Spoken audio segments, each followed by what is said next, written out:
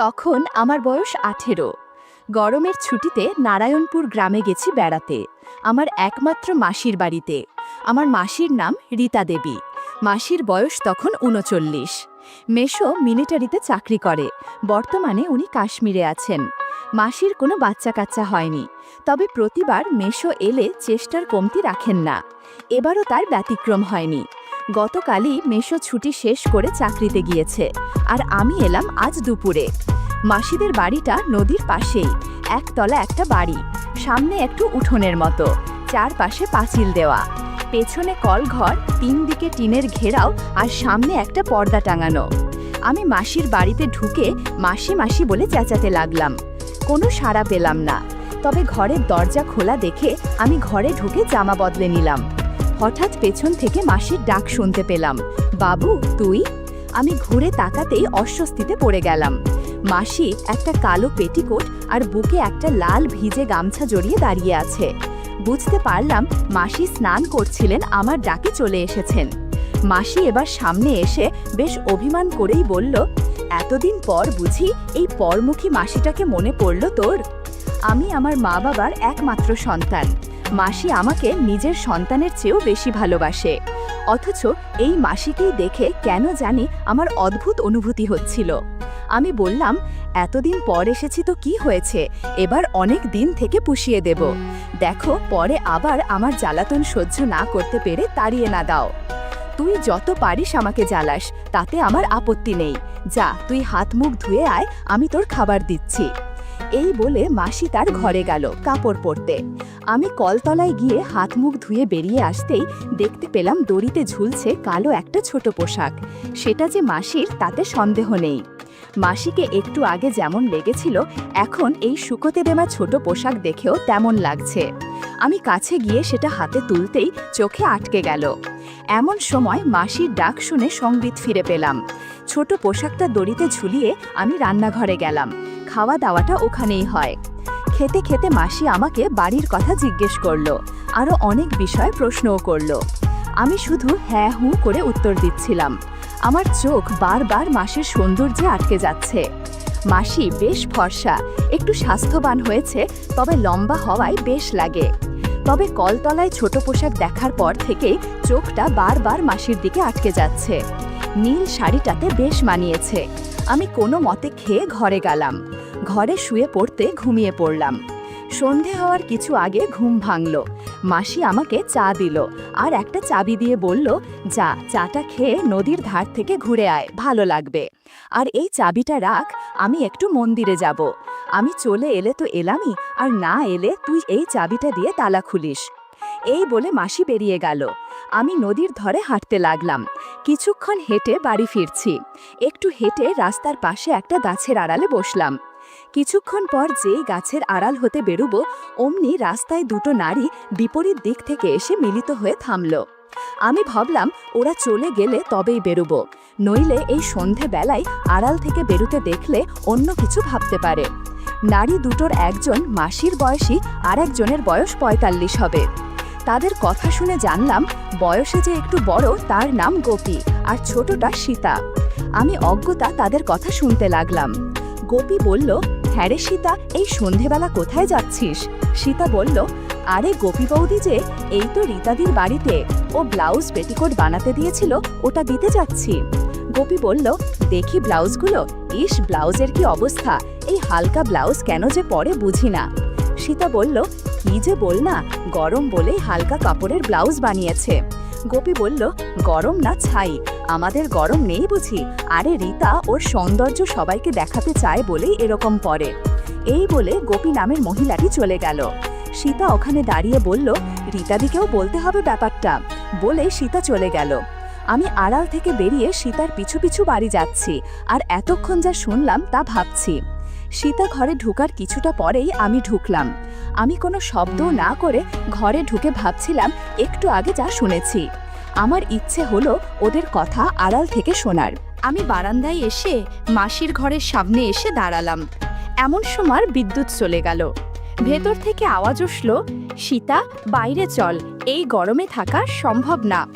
শুনে আমি দ্রুত আমার ঘরে চলে এলাম। রীতা মাসি বলল, শোন, আমি না বলা পর্যন্ত তুই অশোকদাকে এ বাড়িতে আসতে নিষেধ করবি। আজই ওকে এটা জানাবি। বাবু বাড়িতে, বুঝতেই পারছিস, জানাজুনি হলে ঝামেলার পরে যাব। সীতা বলল, তা না হয় বলবো, কিন্তু এভাবে আর কতদিন গো? পাড়ার মহিলারা যেভাবে আমাদের, বিশেষ করে তোমার পিছে লেগেছে, তাতে কদিন যে শাক দিয়ে মাছ ঢাকতে পারবো ভগবানই জানেন। আজ গোপী খোঁচা মেরে কিছু কথা শুনিয়ে দিল। ওদের আলাপ থেকে বুঝতে পারলাম অশোকদার সাথে এই দুজনের গভীর সম্পর্ক আছে। দুজনের স্বামী বাইরে থাকে বলে অশোকদার সাথে একটু সময় কাটায়। আরও জানতে পারলাম দুইজন আমাকে পটিয়ে কিছু একটা করতে চায়। এসব বলে দুজন ওখান থেকে উঠল। সীতা দরজা দিয়ে বেরিয়ে যেতেই মাসি তার ঘরে ঢুকল। আমি নিঃশব্দে ঘর থেকে বেরিয়ে বাড়ির বাইরে বেরোলাম। কিছুক্ষণ পর বাড়িতে ঢুকে মাসি মাসি বলে ডাকতেই মাসি দরজা খুলে বেরিয়ে এলো। পরনে একটা নীল ম্যাক্সি। মাসি আমাকে বলল, কোথায় ছিলি রে বাবা? আমার বুঝি চিন্তা হয় না? হাত মুখ ধুয়ে আয়। আমি কলতলায় যেতে যেতে ভাবতে লাগলাম, মাসির এ ব্যাপারটা একটু অন্যরকম। ব্যাপারটা একদম গুলিয়ে যাচ্ছে। তবে মাসির কথা ভাবতে আমার কেমন যেন লাগছিল। বারবার মাসির কথা মনের মধ্যে ভেসে উঠছে। এসব ভাবতে ভাবতে রাতের খাবার খেয়ে শুয়ে পড়লাম। একটু পর বাতি জেলে মাসি এলো। মাসি এসে আমার পাশে বসে এক গ্লাস দুধ এগিয়ে দিল। নে বাবা, দুধটুকু খেয়ে নে, তুই অনেক ক্লান্ত, এটা তোকে শক্তি যোগাবে। দেখিস না মায়েরা নিজেদের সন্তানদেরকে কত যত্ন কর। অবশ্য ভগবান আমাকে সেই সুযোগ দেয়নি। আমি কোনো মতে গ্লাসের দুধটা খেয়ে মাসিকে গুড নাইট বললাম। মাসির আচরণের এই পরিবর্তন বুঝতে পারলেও সাহসের অভাবে আমি কিছুই করতে পারিনি। অনেক কষ্টে ঘুমালাম, আর ঘুমের ভেতর মাসিকে স্বপ্নে দেখলাম। বন্ধুরা, ইউটিউবের করা নিয়মের কারণে স্বপ্নে যা দেখেছি তা সরাসরি বলা যাচ্ছে না। তোমরা কমেন্টে দেয়া লিংক থেকে আমার ওয়েবসাইট ভিজিট করো, সেখানে একদম খোলামেলা গল্প দেয়া আছে। পরদিন ঘুম থেকে উঠতে উঠতে প্রায় 11টা বেজে গেল। আমি ভাবলাম এখনই স্নান সেরে ফেলা দরকার। আমি স্নান ঘরে যেতেই মাসির শুকোতে দেওয়া ছোট পোশাক নজরে এলো। তার মানে মাসি একটু আগে স্নান সেরে ফেলেছে। মাসি যাতে বুঝতে পারে সেজন্য আমি ছোট পোশাকটা নিয়ে পর্যবেক্ষণ করতে লাগলাম। সুগন্ধ নাথে যেতেই অনেক ভালো লাগছিল। স্নান সেরে ঘরে পৌঁছাতেই মাসির ডাক পেয়ে খেতে গেলাম। মাসির মাথায় একটা লাল টিপ আর সিঁদুর, নাকে একটা রিং পরা, তাতে মাসিকে অনেক সুন্দর লাগছিল। আমি ঠিক করলাম আজ সারা দিন মাসির পাশাপাশিই থাকব। মাসি আমাকে খেতে দিয়ে পাশে বসে কথা বলতে লাগলো। তবে মাসির মিটিমিটি হাসিটা আমাকে বেশ অস্বস্তিতে ফেলেছে। আর কোনো কথা খুঁজে না পেয়ে আমি চুপচাপ খেয়ে মাসির পাশে বসে রান্না করা দেখতে লাগলাম। আমার কাছে পুরো দৃশ্যটা কাল্পনিক মনে হলেও তা যে বাস্তব তা বুঝতে পারছিলাম। আমি মাসির কাছ থেকে উঠে চলে এলাম ধরা পড়ার আগেই। দুপুরে খেয়ে আমি আমার ঘরে একটু ঘুমোতে চেষ্টা করলাম। হঠাৎ মাসির ঘরের দরজা খোলার আওয়াজে আমি সজাগ হলাম। বুঝতে পারলাম সীতা এসেছে। আমি উঠে মাসির ঘরের দরজায় কান পাততেই শুনলাম, ধ্যাত, ওকে দিয়ে কিছুই হবে না। তুই বল না, আজ আমি যে পোশাক পরেছি তা দেখে যে কারোর মন আটকে যাওয়ার কথা। আর রান্নার পুরোটা সময় একটু অগোছালো ভাবে ছিলাম, তবুও ওর কোনো সাড়া নেই। সীতা বলল, আহা দিদি, তুমি ওর ওপর রাগ করছো কেন?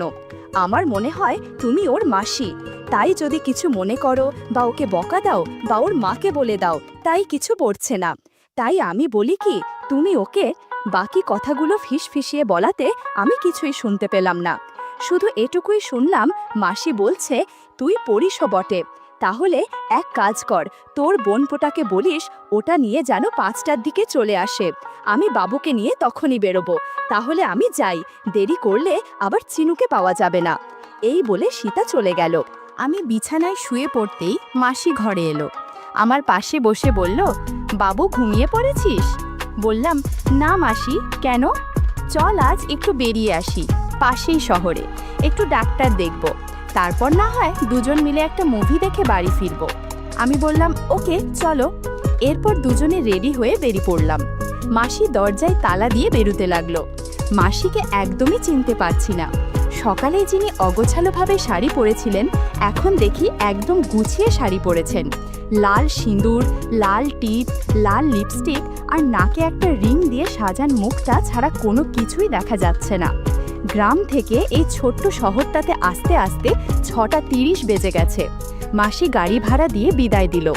ডাক্তারের চেম্বার থেকে বেরোলাম 7:30-এ। এবার আর একটা অটোতে করে সিনেমা হলে চলে গেলাম। মাসির জাগটা ভালো করে জানা, মেশোর সাথে নাকি প্রায় আসে। মাসি আমাকে নিয়ে যে মুভিটা দেখলো তা বেশ ভালোই, তবে মুভির মাঝখানে মাসি টয়লেটে গেল আর ফিরেও এলো একটু অগোছালোভাবে। আমি শুধু ভাবতে লাগলাম, মাসি হঠাৎ এই বেশ ধরল কেন? তাহলে আজ রাতেও কি কিছু হবে? মুভিটা শেষ হতেই আমরা বেরুলাম। তখন প্রায় রাত 10টা। মাসিকে যাওয়ার কথা বলতেই মাসি অবাক হয়ে বলল, পাগল হয়েছিস? এত রাতে কোন অটোওয়ালা যেতে চাইবে না? আমার এক পরিচিত দিদির একটা হোস্টেল আছে, ওখানেই থাকবো। আমরা একটা অটো নিয়ে প্রায় 20 মিনিটের মধ্যেই একটা গলির সামনে দাঁড়ালাম। ভাড়া মিটিয়ে মাসি গলি ধরে এগুতে লাগলো। আমি মাসির পেছন পেছন যেতে লাগলাম। একটা গেটে 2টো লোক বসা ছিল। মাসি কি যেন বলল, তারপর তারা আমাদেরকে একটা ঘরের সামনে দিয়ে চলে গেল। আমাকে বাইরে দাঁড়া করিয়ে মাসি ভেতরে ঢুকলো। ভেতরে আরও 2টো নারী ছিল, তারা যে মাসির পরিচিত তা বোঝা যাচ্ছে। একটু পরেই মাসি একটা মহিলাকে সাথে নিয়ে বেরিয়ে এলো। তারা দুজন সামনে আর আমি পেছন পেছন যেতে লাগলাম। পুরানো এই বাড়িটির দোতলার একদম উত্তরের ঘরের সামনে নিয়ে মহিলাটি চাবি দিয়ে চলে গেল। মাসি চাবি খুলে ভেতরে ঢুকলো, আমিও তাই। বাতি জ্বালতেই বেশ ভালো লাগলো। সাজানো একটা ঘর, বড় একটা খাট, লাগোয়া বাথরুম, একটা টেবিলও আছে। আমরা ঘরে ঢোকার একটু পরেই সেই মহিলাটি 2টো টাওয়েল আর একটা পরিষ্কার লুঙ্গি দিয়ে গেল। মাসি ওটা নিয়ে ওকে বলল ঘরে খাবার দিতে। আমি তো বেশ অবাক, এরা এত যত্ন আত্তি করছে, ব্যাপারটা কি? মাসিতে জিজ্ঞেস করতেই বলল এই হোস্টেলের মালিক তার বেশ পরিচিত। আমরা ফ্রেশ হয়ে খেয়ে দিয়ে টিভি দেখতে লাগলাম। হঠাৎ পাশের ঘর থেকে কেমন যেন থপথপ আওয়াজ আসতে লাগলো। আমি মাসিকে সেটা জিজ্ঞেস করতেই মাসি মুখ টিপে হেসে বলল, মনে হয় হাতুড়ি পিটিয়ে কাজ করছে, তুই টিভি দেখায় মনোযোগ দে তো। আমার কেন যেন সন্দেহ হচ্ছিল।